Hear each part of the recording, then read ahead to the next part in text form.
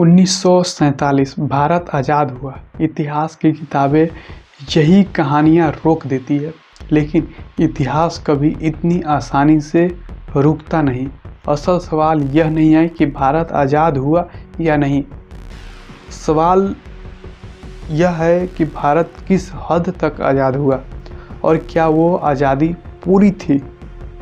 अब ज़रा ईमानदारी से सोचिए, अगर आज़ादी पूरी होती तो हर पीढ़ी को यह सवाल दोहराना क्यों पड़ता।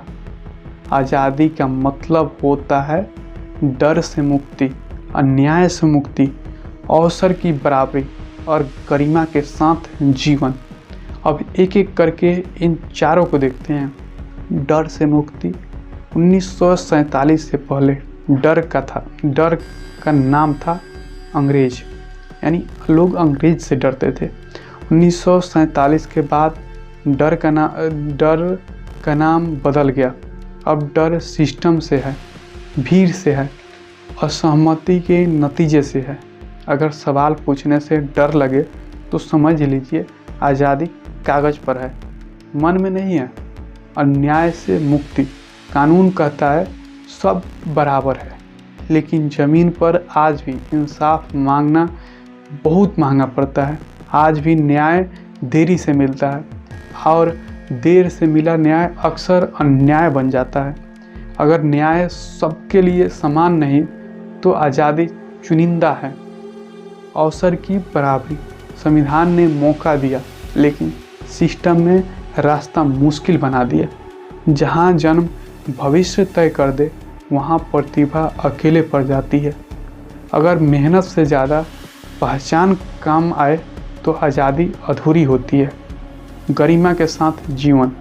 रोटी, कपड़ा, मकान, ये मांगे क्रांति नहीं होती, ये बुनियादी हक होती है। लेकिन अगर आज भी लाखों लोग इनके लिए संघर्ष कर रहे हैं तो सवाल उठता है, हम किस तरह की आज़ादी की बात कर रहे हैं। अब जरा राजनीति को देखिए। 1947 में राजनीति देश बनाने के साधन थी। आज राजनीति अक्सर देश बांटने का हथियार बन जाती है। वोट नफरत से मांगा जाता है, समस्या दूसरों की बताई जाती है और समाधान कभी नहीं आता। अगर राजनीति डर पर टिकी हो तो लोकतंत्र खोखला हो जाता है। अब जरा अर्थव्यवस्था को देखिए।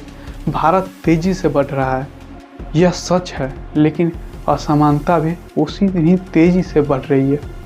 कुछ के लिए भारत चमकता है, बहुतों के लिए भारत अब भी संघर्ष करता है। अगर विकास सिर्फ आंकड़ों में हो, जिंदगी में नहीं, तो विकास आज़ादी को मजबूत नहीं करता। अब ज़रा शिक्षा को देखिए। शिक्षा मुक्ति का रास्ता नहीं होती है, लेकिन जब शिक्षा रटने की मशीन बन जाए, जब सवाल पूछना सिखाया ही ना जाए, तो नागरिक नौकर बनते हैं और नौकरी की भीड़ कभी आज़ाद समाज नहीं बनाती। नौकरी की भीड़ कभी आज़ाद समाज बना ही नहीं सकती। अब ज़रा मीडिया को देखिए। मीडिया सत्ता का आईना होना चाहिए, लेकिन जब आईना खुद बिक जाए तो सच दिखाना बंद हो जाता है। और जिस देश में सच बोलना जोखिम बन जाए, वहाँ आज़ादी कागजी रह जाती है। अब सबसे कड़वी सच्चाई। आज़ादी के बाद हमने शासन बदला, लेकिन शासन की सोच पूरी तरह नहीं बदली। औपचारिक ढांचा आज भी कई जगह जिंदा है। अफसर अब भी हुक्म देते हैं, आम आदमी अब भी डरता है।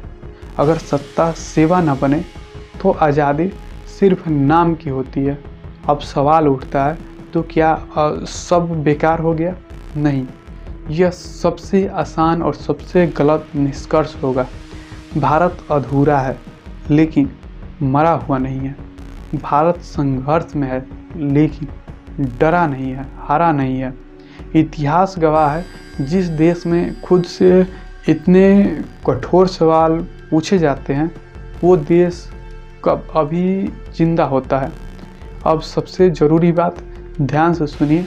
आज़ादी सरकार नहीं चलाती, आज़ादी नागरिक चलाते हैं। अगर नागरिक सवाल पूछे, सच बोले डर से इनकार करें और जिम्मेदारी से, तो कोई भी आज़ादी अधूरी नहीं रहती।